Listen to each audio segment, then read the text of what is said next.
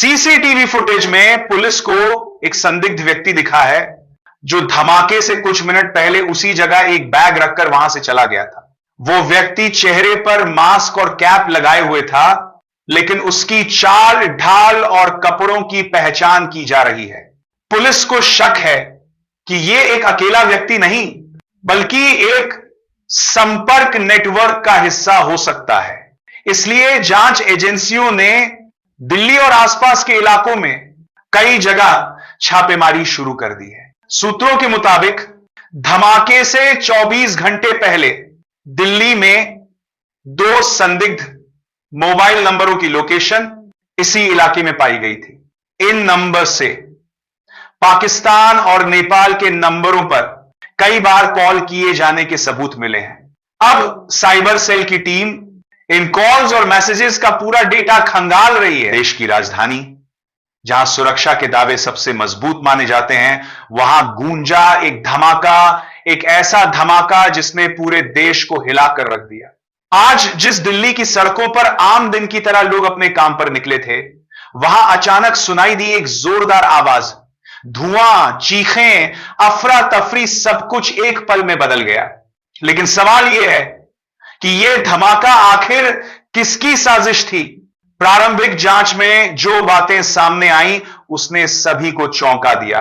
धमाके में इस्तेमाल हुआ था हाई इंटेंसिटी एक्सप्लोसिव, ऐसा मटेरियल जो आम आदमी के हाथ लगना मुश्किल है। जांच एजेंसियां शक की नजर से देख रही हैं 2 दिशाओं में, एक देश के अंदरूनी संगठनों पर और दूसरा विदेशी आतंक नेटवर्क पर। सूत्रों के मुताबिक धमाके से पहले दिल्ली में कुछ संदिग्ध गतिविधियां नोट की गई थी। कई जगहों पर विदेशी नंबर से फोन कॉल, किराए पर लिए गए मकान और कुछ ऐसे सीसीटीवी फुटेज जिनमें अज्ञात चेहरे बार बार नजर आए। कई विशेषज्ञों का मानना है कि यह सिर्फ आतंक फैलाने की कोशिश नहीं, बल्कि एक सोची समझी राजनीतिक साजिश भी हो सकती है, क्योंकि धमाका हुआ ठीक उस वक्त जब देश के बड़े नेता दिल्ली में सुरक्षा और चुनावी रणनीति पर चर्चा कर रहे थे। क्या यह संयोग था या किसी ने जानबूझकर देश की शांति को हिला देने की कोशिश की? सुरक्षा एजेंसियां निया, दिल्ली पुलिस स्पेशल सेल और आईबी तीनों मिलकर अब इस केस की गहराई से पड़ताल कर रही हैं। कई राज्यों में छापेमारी जारी है और अब तक कई संदिग्धों को हिरासत में लिया जा चुका है।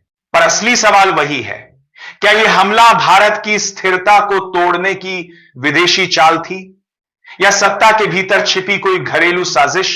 हर दिशा में जांच जारी है, लेकिन देश के लोग आज बस एक बात पूछ रहे हैं, कब तक निर्दोष लोग राजनीति और नफरत की आग में झुलसते रहेंगे?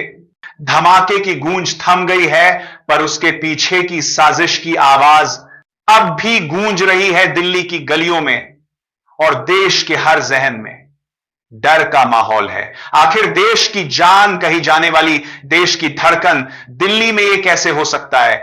कौन है इसका जिम्मेवार? की एजेंसियां अब टीम बनाकर जांच में लग गई है। जल्दी ही दोषियों को उनके किए की कड़ी कड़ी सजा दी जाएगी।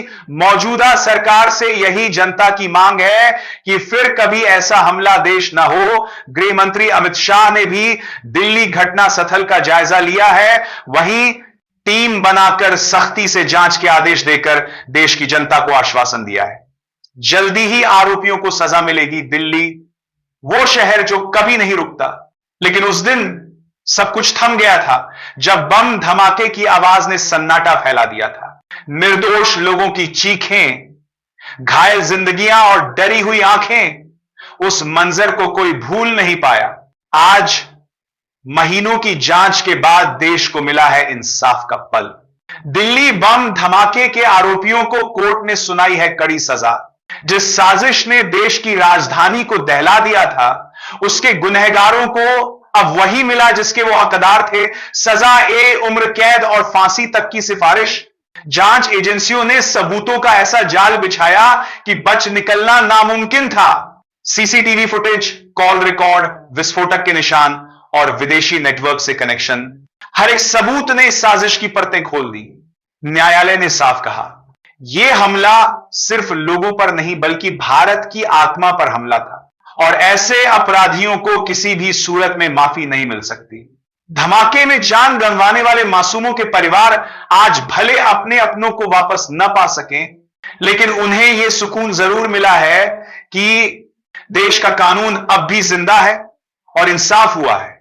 सरकार ने भी साफ किया है कि ऐसे आतंकियों या उनके मददगारों के लिए भारत की जमीन पर कोई जगह नहीं।